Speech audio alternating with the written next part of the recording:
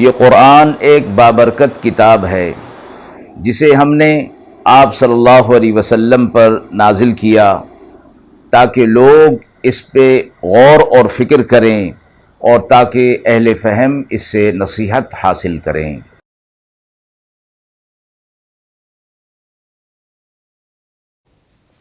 بسم اللہ الرحمن الرحیم۔ السلام علیکم ورحمۃ اللہ وبرکاتہ۔ ناظرین کرام، درس قرآن مجید کے آج کے اس پروگرام کے حوالے سے ہم سورۃ الانبیاء کی آیت نمبر 101 تا 105 کا ترجمہ اور تفسیر پیش کر رہے ہیں اور آخر میں پوچھے گئے سوال کا جواب ہوگا۔ اعوذ باللہ من الشیطان الرجیم، بسم اللہ الرحمن الرحیم۔ ان الذين سبقت لهم منا الحسنى اولئك عنها مبعدون لا يسمعون حسيسها وهم فيما اشتهت انفسهم خالدون لا يحزنهم الفزع الاكبر وتتلقاهم الملائكة هذا يومكم الذي كنتم توعدون يوم نطوي السماء كطي السجل للكتب كما بدأنا أول خلق نعيده وعدا علينا إنا كنا فاعلين وَلَقَدْ كَتَبْنَا فِي الزَّبُورِ مِن بَعْدِ الذِّكْرِ أَنَّ الْأَرْضَ يَرِثُهَا عِبَادِيَ الصَّالِحُونَ۔ آیات مبارکہ کا ترجمہ ملاحظہ فرمائیں۔ بے شک جن لوگوں کے لیے پہلے سے ٹھہر چکی ہماری طرف سے نیکی، وہ اس سے دور رہیں گے، نہیں سنیں گے اس کی آہٹ، اور وہ اپنے جی کے مزوں میں صدا رہیں گے۔ نہ غم ہوگا اس دن ان کو اس بڑی گھبراہٹ میں، اور لینے آئیں گے ان کو فرشتے۔ آج دن ہے تمہارا جس کا تم سے وعدہ کیا گیا تھا، جس دن ہم لپیٹ لیں گے آسمان کو جیسے لپیٹے جاتے ہیں لکھے ہوئے کاغذ، جیسے سرے سے بنایا تھا ہم نے پہلی بار، پھر اس کو دہرائیں گے، اور یہ وعدہ ضرور ہو چکا ہم پر اور ہمیں اس کو پورا کرنا ہے۔ اور ہم نے لکھ دیا ہے زبور میں نصیحت کے بعد کہ آخر زمین پر مالک ہوں گے میرے نیک بندے۔ پچھلی آیات کے اندر جو لوگ اپنے اعمال کو درست نہیں کرتے اور بتوں کی عبادت کے اندر مصروف رہتے ہیں، ان کے لیے فرمایا گیا تھا کہ وہ بھی اور جن کی وہ عبادت کرتے ہیں ان کو جہنم کے اندر ڈال دیا جائے گا، اور وہ جہنم کے ایندھن ہوں گے، وہاں ان کی چیخ و پکار کو کوئی نہیں سنے گا،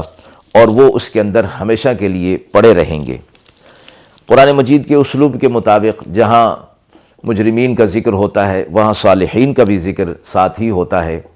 اسی اسلوب کے تحت مذکورہ آیات کے اندر یہ فرمایا گیا کہ جو لوگ نیک اعمال کے ساتھ، ایمان اور نیک اعمال کے ساتھ اپنی زندگی کو گزار کر آئیں گے، وہ اس جہنم سے دور رکھے جائیں گے، اور وہ اپنی پسند کے مزوں کے اندر ہوں گے، اور یہ نعمتیں اور ان کے لیے راحت اور آرام یہ ہمیشہ ہمیشہ کے لیے ہوگا۔ اور قیامت کے دن کی گھبراہٹ اور اس دن کا غم ان کے اوپر ہرگز طاری نہیں ہوگا، اور اللہ کی رحمت کے فرشتے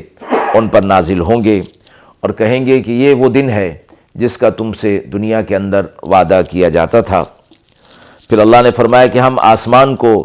لپیٹ لیں گے، اور اس طرح لپیٹ دیا جائے گا جس طرح کہ کوئی کاغذ لپیٹ دیا جاتا ہے،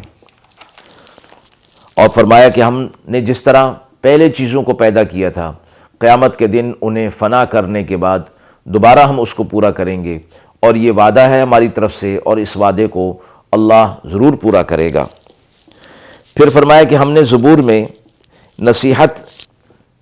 اور تذکرہ یہ فرما دیا تھا کہ زمین کے وارث اللہ کے نیک بندے ہی ہوں گے۔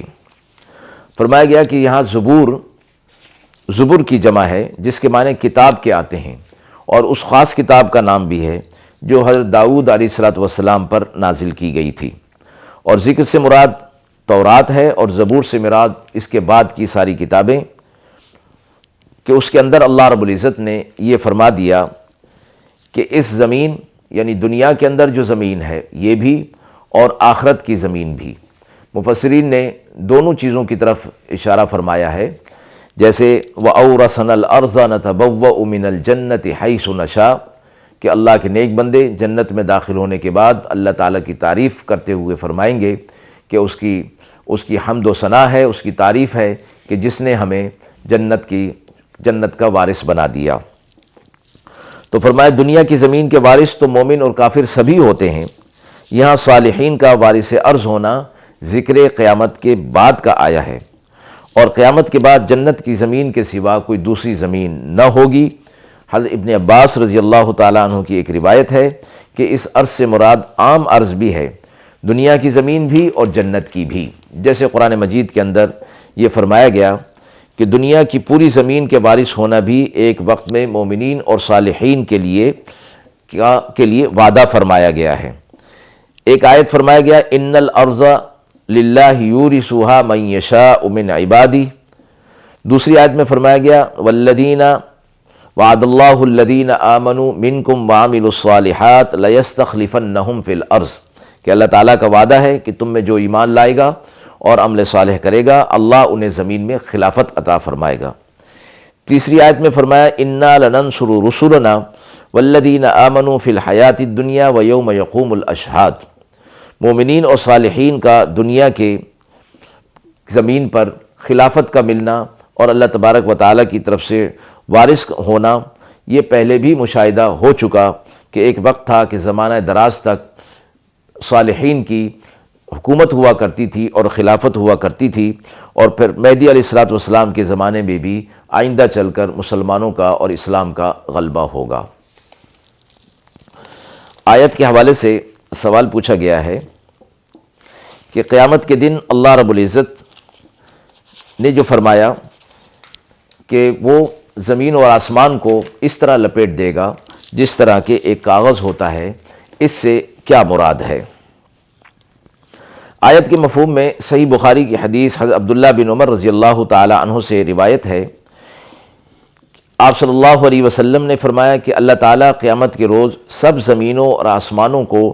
لپیٹ کر اپنے ہاتھ میں رکھیں گے۔ حضرت ابن عباس رضی اللہ تعالیٰ عنہ نے روایت کیا ہے کہ قیامت کے روز اللہ تعالیٰ ساتوں آسمانوں کو اور ان کے اندر کی تمام مخلوقات کے ساتھ، اور ساتوں زمینوں کو اور ان کی تمام مخلوقات کے ساتھ لپیٹ کر ایک جگہ کر دیں گے، اور وہ سب اللہ تعالیٰ کے ہاتھ میں ایک رائی کے دانے کے برابر ہوں گے۔ وآخر دعوانا ان الحمد للہ رب العالمین۔